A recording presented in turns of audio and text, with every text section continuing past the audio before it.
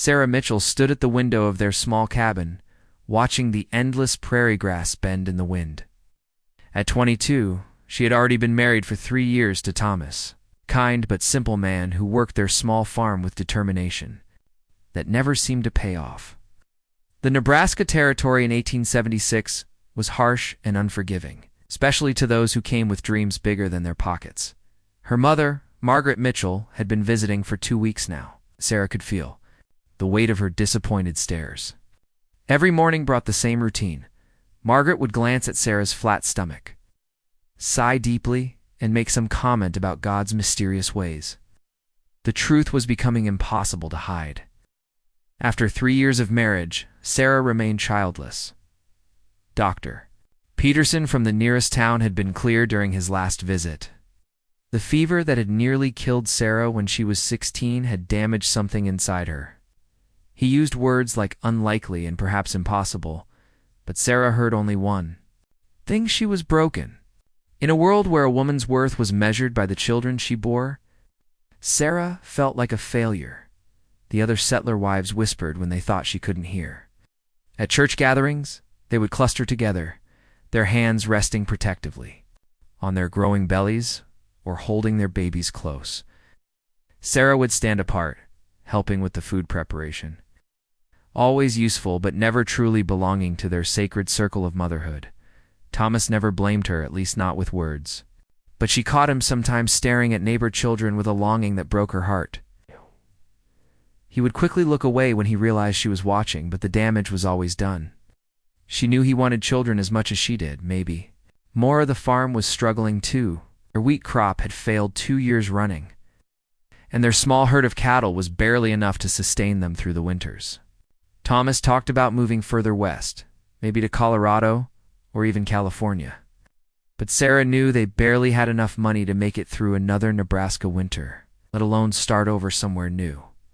Margaret had other ideas, though she hadn't shared them directly with Sarah yet. Sarah could tell her mother was planning something by the way she watched Thomas work in the fields, calculating and measuring him like livestock at market. Margaret had that look she got when she was arranging marriages back in Ohio, the same look she'd had when she'd pushed Sarah toward Thomas 3 years ago. The isolation of prairie life was getting to all of them. Their nearest neighbors, the Hendersons, lived for miles away, and the town was a full day's ride. Sometimes Sarah would go weeks without seeing another woman besides her mother. The endless sky and rolling grassland that had once seemed full of promise now felt like a prison stretching to every horizon. Late at night, when Thomas was snoring beside her and her mother was quiet in the loft, Sarah would lie awake listening to the wind and wondering if this was all her life would ever be. She had dreams once. She wanted to teach children, to travel, to see the ocean. Instead, she was trapped in a cabin that felt smaller every day, married to a man she cared for but didn't love, unable to give him the one thing that might make their hard life worthwhile. The Lakota had been seen more frequently in the area lately. Thomas and the other men talked about it in worried voices, checking their rifles and talking about sending 4 more soldiers from Fort Robinson. But Sarah found herself curious about them rather than afraid. She had seen them occasionally in the distance, moving across the landscape like they belonged to it in a way the settlers never would. There was something about their presence that stirred something in her, a longing for a different kind of life, one that moved with the rhythms of the land instead of fighting against them. Margaret noticed everything, including Sarah's thoughtful stares toward the western horizon, where the Lakota camps were said to be. She had plans forming, plans that would change everything for Sarah, though she didn't know it yet. Margaret had not come to Nebraska just to visit.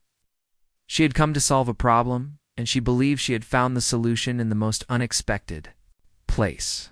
The morning that would change everything started like any other, with Sarah standing at that same window, watching the prairie grass dance in the wind, unaware that her mother was about to make a decision that would alter the course of her entire life. Margaret Mitchell had not slept well since arriving at her daughter's failing homestead. Every morning she watched Thomas struggle with work that was too much for one man, and every evening she watched Sarah move through her domestic routines like a ghost haunting her own life. Something had to be done, and Margaret had never been a woman to wait for others to solve problems. She could handle herself. The idea came to her during a conversation with Mrs. Henderson, their neighbor, who mentioned that chief running bears band had sent word through the trading post that they were interested in establishing peaceful relations with the settlers. They had even suggested a formal meeting to discuss boundaries and trade agreements. Most of the settlers were suspicious, but Margaret saw opportunity, where others saw danger. She had heard stories from the trading post about how some tribes valued women, who could bridge the gap between their world and the white world. A white woman married into a tribe could serve as translator, negotiator, and symbol of peace. It was not uncommon, though it was rarely discussed openly in polite society. Margaret began to see a solution that could save her daughter from a life of barren misery while potentially helping the family's desperate financial situation. The morning Margaret made her decision, Thomas had ridden to town to try to secure another loan from the bank. Sarah was in the garden, pulling weeds from their struggling vegetable patch, when her mother approached with determined steps. "Sarah, we need to talk," Margaret said, settling herself on the wooden bench Thomas had built beside the cabin door. "About your situation," Sarah continued, pulling weeds, not trusting herself to look at her mother. "What situation would that be?" "Don't play games with me, girl. You know exactly what I mean. You've been married 3 years with nothing to show for it. Thomas is getting restless, and this farm is failing. Something needs to change." Sarah finally looked up, dirt streaking her cheeks. "What exactly are you suggesting, Mother?" Margaret took a deep breath. "I've been making inquiries at the trading post. There are opportunities for a woman like you, someone who could serve as a bridge between our people and theirs." The words hit Sarah like cold water. "Their people? You mean the Lakota?" Chief Running Bear is a young man, recently lost his wife in childbirth. He's looking for someone who can help his people navigate the changing world. Someone educated. Someone who understands white ways, but could learn their ways too. Sarah stood slowly, her hands trembling. "You want me to leave Thomas? To go live with Indians?" "I want you to have a life that matters," Margaret said firmly. "Here you're slowly dying, Sarah. You're 22 years old, and you're already acting like an old woman. Thomas is a good man, but he can't give you children, and this farm will never be more than a struggle. Among the Lakota, your value wouldn't be measured only by babies you can't have." The conversation continued for hours, with Sarah alternating between shock, anger, and something she couldn't quite name, hope, maybe, or curiosity. Margaret explained that she had already made contact through the trading post, that arrangements could be made, that it wouldn't be kidnapping or force, but a legitimate marriage alliance. "Chief Running Bear has agreed to meet you," Margaret said. As the sun began to set, he's curious about a white woman who might choose to join his people willingly. He's heard about your education, about how you can read and write. These skills are valuable to a leader trying to protect his people's future. Sarah felt like she was standing at the edge of a cliff, looking down into an unknown canyon.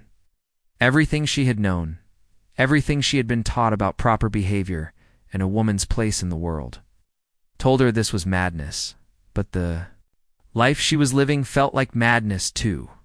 A slow, grinding madness of unfulfilled dreams and daily disappointments. When Thomas returned from town that evening, his face grim with news that the bank had refused their loan application, Margaret and Sarah were sitting quietly by the fire. He sensed immediately that something had changed, but neither woman spoke about their conversation. Margaret had given Sarah time to think, time to imagine a different future. That night, Sarah lay awake listening to Thomas's worried muttering in his sleep. He was dreaming about debt and failed crops and winters they might not survive. Outside, the prairie wind carried sounds from the west night birds, coyotes, and something else. Something that called to a part of her she had never acknowledged before. She thought about the Lakota she had seen in the distance, how they moved across. The landscape with such confidence, such belonging. She thought about Chief Running Bear, wondering what kind of man would be willing to marry a white woman. What kind of leader would see opportunity instead of just difference? By morning, Sarah had made her decision. She found her mother preparing breakfast and spoke quietly so Thomas wouldn't hear. "How would we arrange this meeting?" Margaret smiled, though her eyes showed the sadness of a mother about to lose her daughter to an unknown world. I've already sent word through the trading post. If you're serious, if you're truly willing, Chief Running Bear will meet with you at the neutral ground by Willow Creek tomorrow at noon. Sarah nodded, surprised by how calm she felt.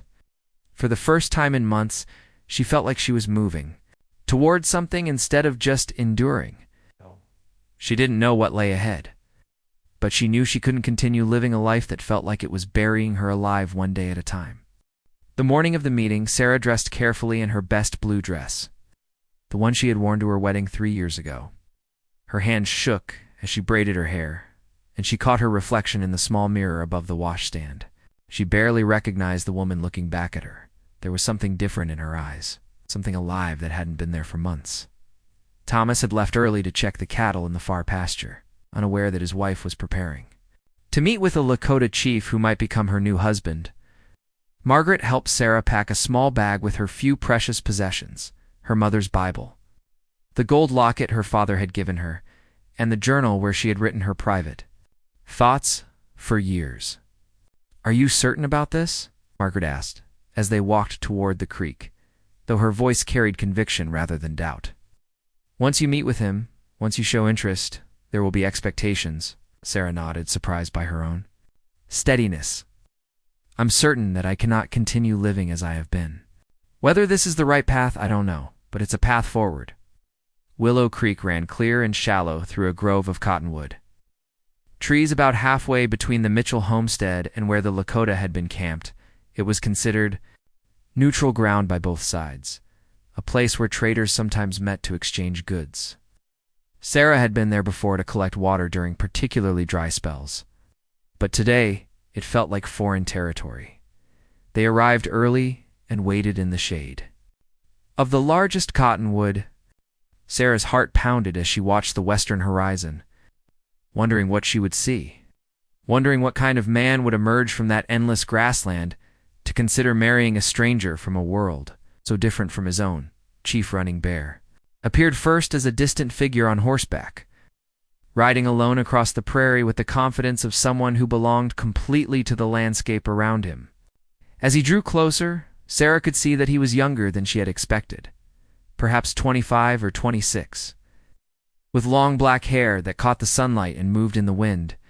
He wore a traditional dress, but had added a few items that showed his willingness to adapt: a brass button on his shirt, boots that were clearly made by white craftsmen. He dismounted near the creek and approached slowly, his dark eyes taking in both women with careful assessment.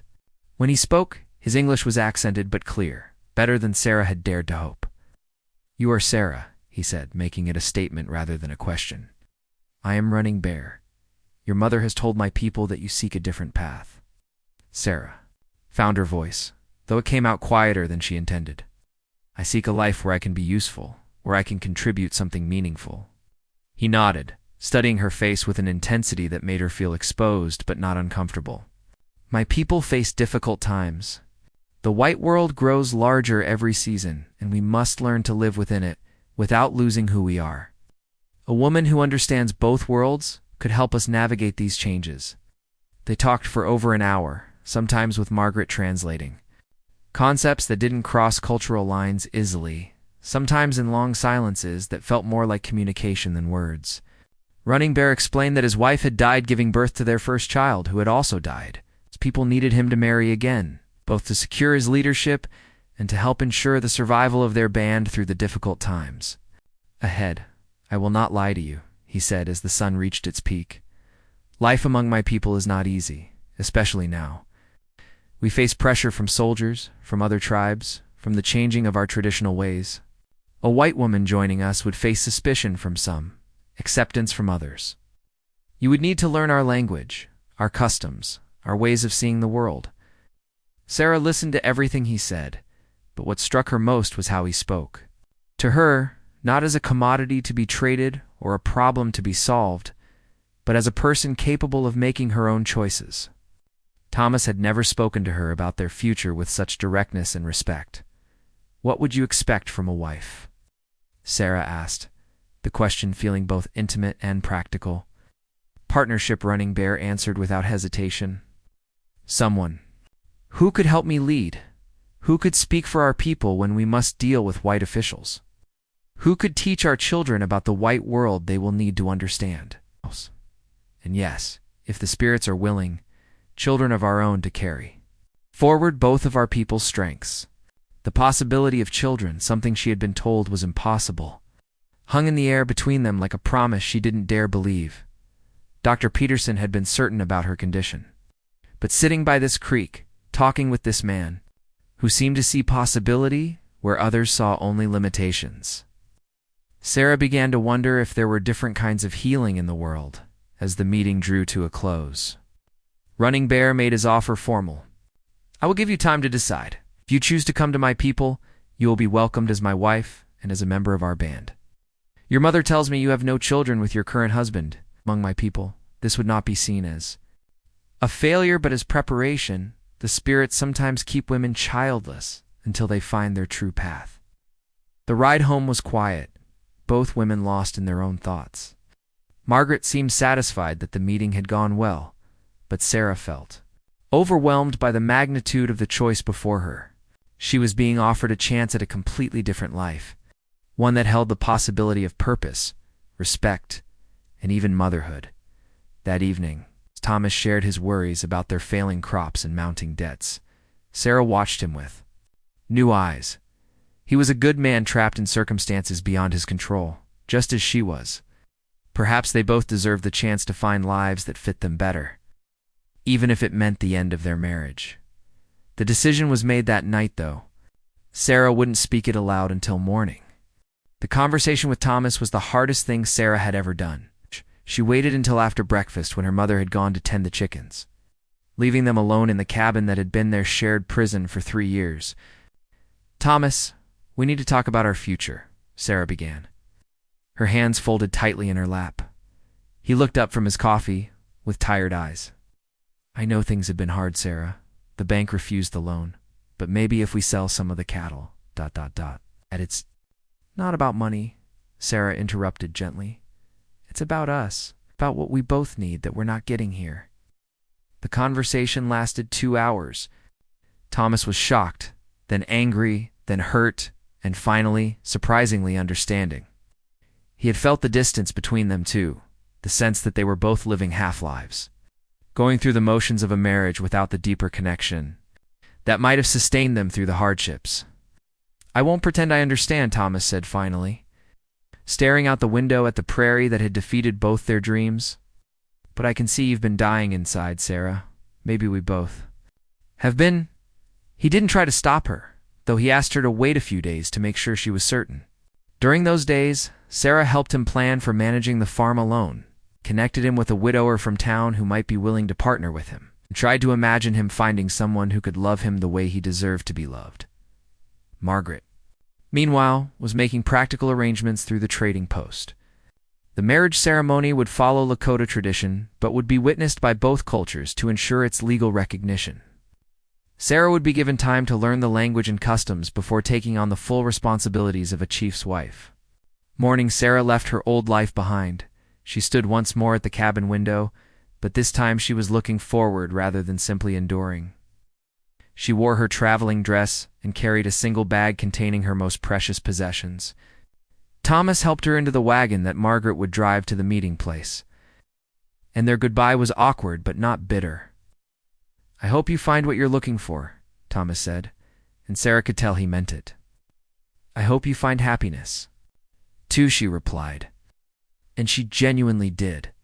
The ride to the designated meeting place, a flat area near a sacred grove that both cultures recognized as significant, took most of the morning. As they approached, Sarah could see that Running Bear had brought several members of his band with him, including an older woman who would serve as a cultural guide and translator for the ceremony. The wedding itself was unlike anything Sarah had imagined. There were no white dresses or church bells, no familiar hymns or biblical passages. Instead, there were eagle feathers and sage smoke. Ow! Words spoken in Lakota that she didn't understand, but somehow felt in her bones. Running Bear's band welcomed her with a mixture of curiosity and cautious acceptance. While Margaret watched with tears, she tried to hide. The ceremony concluded with Sarah receiving a new name in Lakota, woman who crosses waters, symbolizing her journey from one world to another. As the sun set on her first day as Running Bear's wife, Sarah felt a mixture of terror and exhilaration that was completely different from the numb despair that had characterized her previous life. Her first weeks with the Lakota were a constant challenge of adaptation. The language came slowly, the customs felt foreign, and the daily routines were completely different from anything she had known. She learned to prepare food she had never tasted, to maintain clothing made from materials she had never worked with, and to navigate social relationships based on principles she was still trying to understand. But there were also revelations that took her breath away. The Lakota women did not spend their days isolated in individual cabins, struggling alone with domestic work. They worked together, shared responsibilities, and supported each other through difficulties. Sarah found herself part of a community, in ways she had never experienced among the scattered settler families. Running Bear proved to be a patient teacher and an attentive husband. He spent time each evening helping her learn Lakota words and phrases, explaining the history and significance of various customs, and listening to her descriptions of white culture with genuine interest. He seemed to understand that she was not just changing homes, but transforming her entire identity. The physical relationship between them developed slowly, with more tenderness and mutual respect than Sarah had ever known with Thomas. Running Bear treated her body as something precious, rather than simply functional. And for the first time in her adult life, Sarah began to understand what people meant when they talked about the joys of marriage. 3 months after joining Running Bear's band, Sarah realized she had not thought about Dr. Peterson's dire predictions about her fertility for weeks. She was learning to see herself through Lakota eyes, where her value was not measured solely by her ability to bear children, but by her contributions to the community's survival and prosperity. She was becoming fluent enough in Lakota to serve as a translator when white officials came to negotiate, and her literacy skills were invaluable in helping Running Bear understand the legal documents that seemed to arrive with increasing frequency as the government pressure on the tribe intensified. 4. The first time in years, Sarah felt useful, respected, and genuinely needed. She was no longer the barren wife of a struggling farmer, but a valued member of a community that was fighting for its survival. The transformation was so complete that when she caught her reflection in the creek one morning, she barely recognized the confident woman looking back at her. What she didn't know yet was that the most dramatic change was still to come, one that would shock everyone who had known her in her previous life and validate Running Bear's faith that the spirits had brought them together for reasons beyond their understanding.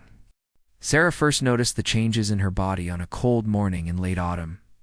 For months, after joining Running Bear's band, she had woken feeling slightly queasy, attributing it to the unfamiliar preserved meat they had eaten the night before.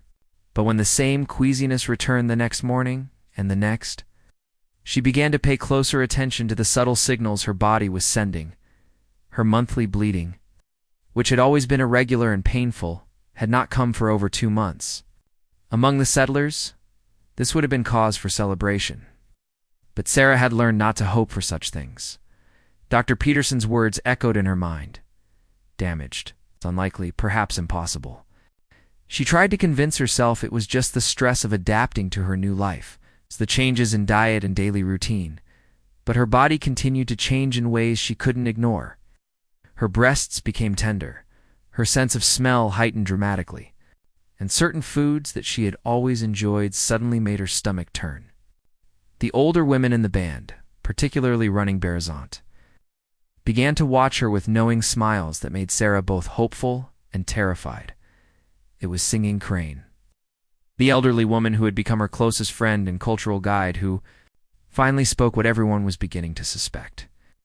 "A woman who crosses waters," she said one morning as they worked together preparing winter clothing.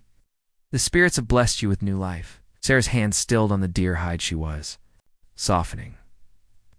"How can you be certain?" Singing Crane gestured toward Sarah's body with gentle authority. "I have helped bring many babies into this world. I know the signs. Your child will come with the spring grass." The news spread through the band quickly, as all important news did in their close-knit community. Running Bear received the information with quiet joy and immediately began making plans to ensure Sarah would have the best possible care during her pregnancy. The other women rallied around her with advice, herbal remedies, and stories of their own pregnancies. But Sarah herself was caught between disbelief and overwhelming emotion. How could this be happening when the white doctor had been so certain it was impossible?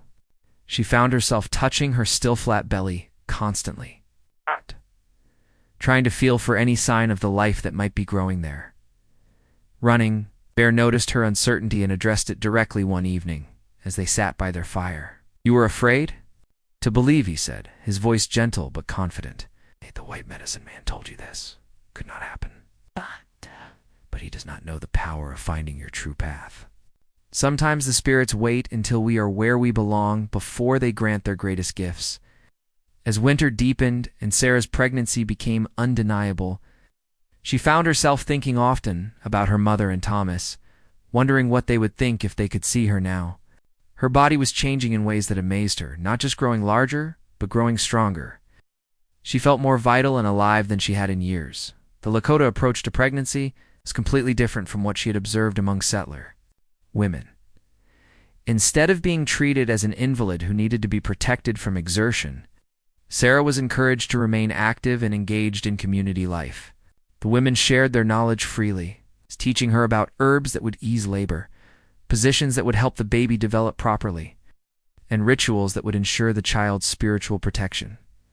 Singing Crane became her constant companion, sharing traditional knowledge about pregnancy and childbirth, while learning from Sarah about white customs and beliefs.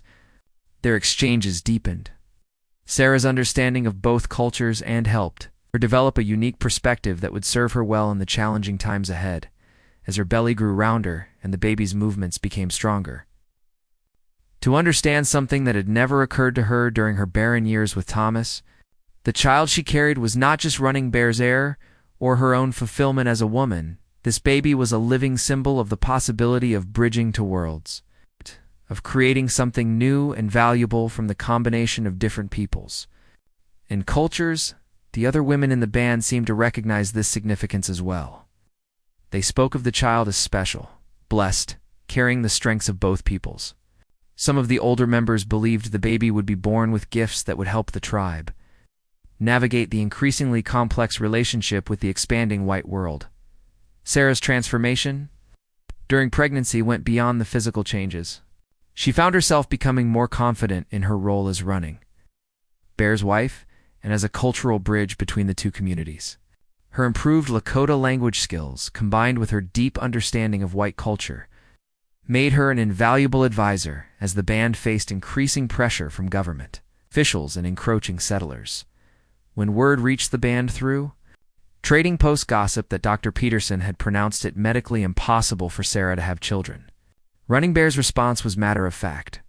White medicine is strong for white sickness, but spirit medicine is stronger for spirit healing. Sarah began to understand that her infertility in her previous life might have been as much about spiritual and emotional factors as physical ones.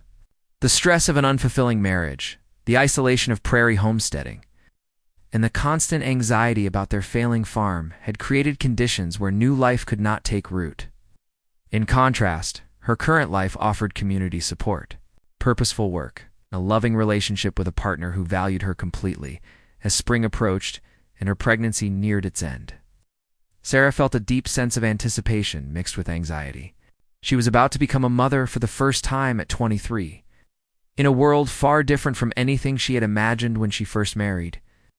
The child she carried would be born into a complex reality, claiming heritage from two cultures that were often in conflict, but she was no longer the frightened, barren woman who had stared out her cabin window at the endless prairie. She was a woman who crosses waters, wife of a respected chief, valued member of a community, soon to be mother of a child, who might help heal the divisions between two worlds. The journey from her old life to this moment had been more dramatic than any story she could have imagined. But she was beginning to understand that the most remarkable transformation was still ahead of her. Sarah's labor began on a warm spring morning when the prairie was alive with new grass and wildflowers. Singing Crane had been watching for the signs for days, noting the changes in Sarah's posture, her restlessness, and the way she unconsciously held her lower back. When the first real contractions came, the older woman was ready with everything needed for the birth. The Lakota approach to childbirth emphasized natural processes supported by generations of wisdom. Sarah labored in a specially prepared tipi, attended by 3 experienced women who sang softly and offered herbal teas to ease her pain. Running Bear waited outside with the other men, following traditional custom. But his presence was felt through the encouraging messages the women carried between them. The birth was long but not unusually difficult. As the sun reached its peak, Sarah delivered a healthy baby boy with strong lungs and bright, alert eyes that seemed to take in everything around him from his first moments of life. The attending women proclaimed him perfect, noting the strength of his grip and the way he responded to sounds and voices. When Running Bear was allowed to meet his son, his joy was quiet but profound.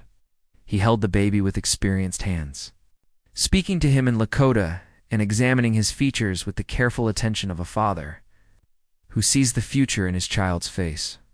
The baby had Sarah's lighter coloring but Running Bear's strong bone structure, a physical representation of the 2 worlds he would navigate throughout his life. They named him Joseph in English and Walks Between Worlds in Lakota, acknowledging the dual identity he would carry. The naming ceremony, conducted a week after his birth, included representatives from both cultures who had gathered to witness this symbol of unity and possibility. Margaret Mitchell learned about her grandson's birth through a trader who had witnessed the naming ceremony. The news hit her like a physical blow. For months, she had been telling herself that she had done the right thing in arranging Sarah's marriage to Running Bear, but she had never truly believed her daughter would find happiness, let alone achieve the motherhood that had seemed impossible, unable to resist seeing for herself. Margaret arranged to meet Sarah at the same neutral ground where the original wedding meeting had taken place. The encounter was arranged through the trading post, Running Bear's permission and escort for Sarah's safety. When Margaret first saw her daughter approaching on horseback, carrying her baby in a traditional cradleboard, she barely recognized the confident woman Sarah had become. Gone was the pale, defeated farm wife who had stared hopelessly out cabin windows. In her place was a vibrant woman whose skin had been darkened by sun and wind, whose hair hung in braids decorated with beads and feathers, whose entire bearing spoke of someone who had found her place in the world. But it was the sight of the baby that truly shocked Margaret. Joseph was clearly healthy and thriving, his bright eyes alert and curious as he looked around at the world from his secure position against his mother's chest. This was the grandchild Margaret had never expected to have born to the daughter she had been told would never conceive. "Sarah," Margaret whispered, reaching toward the baby with trembling hands. "How is this possible?" Sarah smiled, settling the baby more comfortably in her arms. "His name is Joseph, Mother. Joseph Running Bear. And it seems the white doctor didn't know everything about healing after all." The 2 women spent the afternoon together, with Running Bear maintaining a respectful distance while keeping watch over his wife and son. Sarah told her mother about her new life, the challenges she had faced learning Lakota customs, the way the community had embraced her, respect she had found as Running Bear's wife and cultural advisor. Margaret listened with amazement and growing respect for the choices her daughter had made. The confident woman sitting beside her bore little resemblance to the defeated girl she had left at this same spot months earlier. Sarah spoke with authority about tribal politics, federal policies affecting Native peoples, and her role in helping her new community navigate an increasingly complex world. "You're happy," Margaret said, and it wasn't a question. "I'm useful." Sarah replied, "I'm needed. I'm living a life that matters. And yes, I'm happy in ways I never imagined possible." When it came time to part, Margaret held her grandson for several precious minutes, marveling at his perfect features and the way he seemed to study her face with unusual intelligence. She blessed him in the traditional Christian manner, while Sarah added Lakota prayers for his protection and wisdom. The ride back to Running Bear's camp was quiet, with Sarah reflecting on how much had changed since her last meeting with her mother at this place. She had crossed from one world to another, transforming from a barren settler's wife into a mother and cultural bridge builder, whose life had meaning beyond anything she had previously imagined. As summer progressed, Joseph grew strong and healthy, delighting both his parents and the entire band with his quick development and engaging personality. He seemed to respond equally well to English and Lakota, to the songs of both cultures, and to the diverse group of people who helped care for him. Sarah's role in the community continued to expand as well. She became the primary negotiator when government officials visited, using her understanding of both cultures to protect her adopted people's interests while maintaining peaceful relations with the white authorities. Her success in this role, combined with her obvious happiness and her son's healthy development, made her a powerful symbol of the possibility for cooperation between the two worlds. The story of the Baron, a white woman who had found fertility and purpose among the Lakotas, spread throughout the territory, carried by traders and told around campfires. Some viewed it as a romantic tale of love conquering all obstacles, while others saw it as evidence that the boundaries between cultures were not as fixed as many believed. For Sarah herself, the most important truth was simpler. She had found the life she was meant to live. Standing in her tipi at sunset, watching her husband teach their son Lakota words, while the sounds of the camp's evening activities surrounded them, she felt a deep sense of completion that she had never experienced in her previous life. The frightened, a hopeless woman who had once stared out a cabin window at an empty prairie was gone forever, replaced by a woman who crosses waters, mother, wife, and bridge between worlds. Her transformation was complete, but her story was just beginning.